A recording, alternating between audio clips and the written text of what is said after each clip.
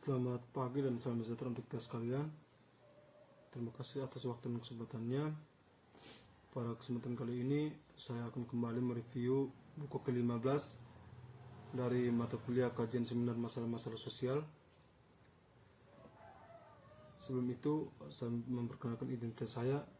Nama lengkap saya Yohanes Leonardus Lalu, NIM 162 303 0010 dari kelas A reguler sore semester 9. Langsung saja pada hasil review buku yang ke-15 dengan judul Memahami Konflik Etnis. Konflik etnis di panggung dunia. Ketika etnis bukanlah fenomena baru, sejak awal sejarah manusia, komunitas di organisasi dengan tujuan turunan yang sama, dan takdir telah hidup berdampingan, bersaing dan berselisih. Namun konflik etnis yang baru pada akhir abad ke-20 dan awal abad ke-21 bukan terletak pada kebenaran konflik di antara kelompok-kelompok etnis, melainkan pada intensitas dan manifestasi global dari konflik itu. Efek merugikan dari konflik tersebut dirasakan dalam ukuran yang sama di dunia maju dan berkembang, sebagaimana para pakar globalisasi berkuku pada keunggulan faktor-faktor ekonomi dalam bentuk tatanan global abad ke-20 yang baru. Perpecahan kebudayaan tampaknya memiliki pengaruh yang lebih besar atas keadaan politik dunia. Sebuah kelompok etnis atau komunitas etnis dapat didefinisikan sebagai kelompok besar atau kecil dalam masyarakat tradisional atau maju yang dipersatukan oleh budaya warisan umum, termaksud bahasa, musik, makanan, pakaian, dan kebiasaan seperti praktik, kesamaan ras, agama yang sama, dan kepercayaan pada sejarah dan leluhur yang sama, dan bukan menunjukkan sentimen psikologis yang kuat dari kelompok itu. Kelompok etnik dapat memiliki dua jenis, yaitu masyarakat dan komunitas diaspora. Masyarakat di negara-negara yang sudah lama memenuhi suatu daerah dan dengan demikian menuntut hak eksklusif secara hukum dan moral untuk memiliki tanah itu. Pernyataan demikian biasanya didukung oleh bukti sejarah, fakta dan mitos, dan bukti arkeologis.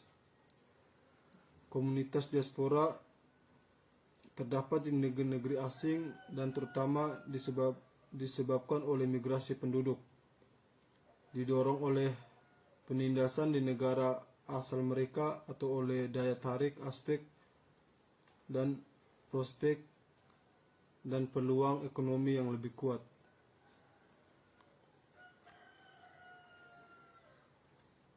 Salah satu bangsa etnik berhubung dengan satu keadaan. Hal ini dapat disebut negara. Namun dari sekitar 192 negara di dunia, 90% adalah multietnis atau multinasional karena mereka mengembangkan dua atau lebih kelompok etnik atau bangsa. Secara teoritis, definisi Barker tentang bangsa itu menyiratkan bahwa negara adalah pertumbuhan alami dari dan menentukan nasib sendiri, hasrat suatu bangsa, dan ambisi untuk mempertahankan dan memerintah terlepas dari bangsa-bangsa lain. Oleh karena itu, akibat masuk akal untuk berasumsi bahwa terbentuknya bangsa-bangsa mendahului terbentuknya Amerika. Sehubungan dengan Eropa dan Amerika Utara, terbentuknya bangsa-bangsa tampaknya terjadi terlebih dahulu, yang kemudian memberikan insentif dan momentum pembentukan negara-negara modern. Akan tetapi di negara-negara berkembang, prosesnya sebagian besar terjadi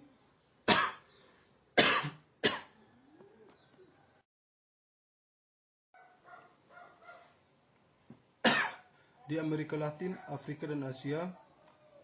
Penaklukan Barat dan kolonialisasi menyebabkan diciptakannya inti administrasi multi etnis dan multirasial. Pada umumnya, badan-badan administratif ditobatkan kepada negara-negara berdaulat selama demokrasi atau sebagian besar pada paruh pertama abad ke-19 dalam bahasa Latin Amerika dan pada paruh kedua abad ke-20 di Asia dan Afrika. Tanpa masa pertama memastikan, dalam kebanyakan kasus, aspirasi politik dari etnis yang konsisten dan kelompok rasial sehingga menciptakan keadaan multi etnis dan multinasional buatan. Oleh karena itu, street pembangunan biasanya yang pertama kali terjadi di negara-negara pasca perang, dan semakin banyak yang mengikuti sulit untuk membangun identitas nasional, yaitu pembangunan bangsa yang seakan membagi ratusan identitas etnis di perbatasan mereka. Pembangunan bangsa adalah tugas kompleks yang dapat berlangsung di sepanjang salah satu dari dua jejak. Yang pertama, sebuah bangsa dapat membentuk dan dengan istilah etnis atau yang murni. Jika begitu dipahami, bangsa akan mendefinisikan keanggotaan individu dan loyalitas pada bangsa itu dalam istilah dari garis keturunan dan budaya lokal. Dalam skema tersebut, anggota kelompok etnis mayoritas tidak dapat berharap untuk menjadi bagian dari mayoritas atau rumpun nasional yang dominan. Pembangunan bangsa etnis negara-negara multietnik dan menyingkirkan etnik minoritas kelompok dari dominan grup nasional inti biasanya diharapkan untuk promote harmoni interetnis dan perdamaian. Sebaliknya, sebuah bangsa dapat didukung di dalam politik atau istilah sipil. Oleh karena itu, dipahami keanggotaan dan kesetiaan seseorang dalam hal ini didefinisikan hal kewarganegaraan, hak hukum umum, dan partisipasi politik terlepas dari etnis dan garis keturunan. Dalam kompleks multietnis pasca kolonial negara-negara berkembang, hanya bangunan sipil yang dapat merangsang nasionalisme inklusif yang akan menggantikan ratusan identitas etnis di dalam perbatasan mereka. Tidak soal berasal dari bentuk etnis atau kebudayaan.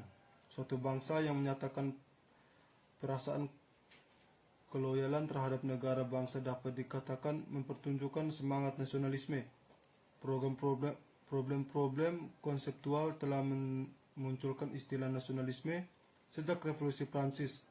Namun kebanyakan pakar setuju bahwa nasionalisme mencakup dua karakteristik penting. Yang pertama, nasionalisme adalah emosi atau sentimen, dan yang kedua itu adalah doktrin politik. Hans Kohn misalnya menekankan sifat emosional atau sentimental nasionalisme ketika dia menulis bahwa nasionalisme adalah yang pertama dan terutama keadaan pikiran, suatu tindakan kesadaran. Transformasi suatu kelompok etnis menjadi gerakan politik etnis terjadi ketika sebuah komunitas etnis diubah menjadi pesaing politik yang berupaya mengurangi lawan-lawan etnis atau untuk menggeserkan minat yang didefinisikan secara etnis dalam agenda negara. Identitas etnis dapat didefinisikan sebagai seperangkat makna yang dilandasi orang-orang terhadap keanggotaan mereka dalam suatu komunitas etnik, termasuk sifat-sifat yang mengikat pada kolektivitas itu dan membedakannya dari orang-orang dalam lingkungan mereka yang relevan pada umumnya.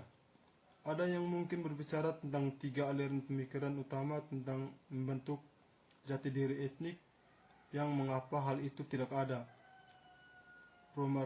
Promodernisme, pemain instrumen, dan para penyerbu. Para pencinta lingkungan menanggapi identitas etnik pada dasarnya sebagai suatu fenomena alam atau fenomena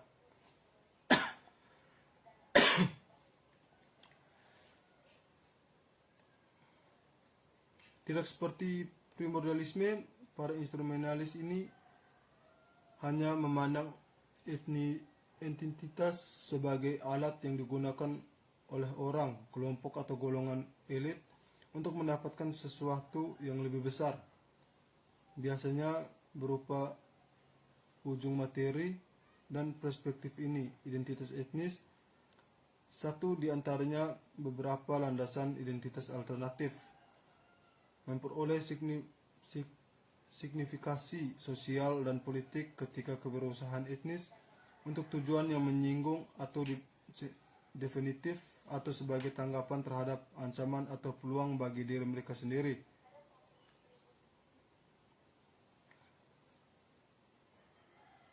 Pada saat seperti itu, etnis dapat menjadi alat yang lebih fokus untuk mobilitas kelompok melalui penggunaan simbolik yang dipilih. Oleh karena itu, terciptanya etnis politik adalah ras elit yang menggunakan penyampingkan dan kadang-kadang membuat bahan-bahan dari kebudayaan kelompok yang ingin mereka wakili untuk melindungi kesejahteraan atau eksistensi mereka, atau untuk memperoleh keuntungan politik dan ekonomi bagi kelompok mereka juga bagi diri mereka sendiri.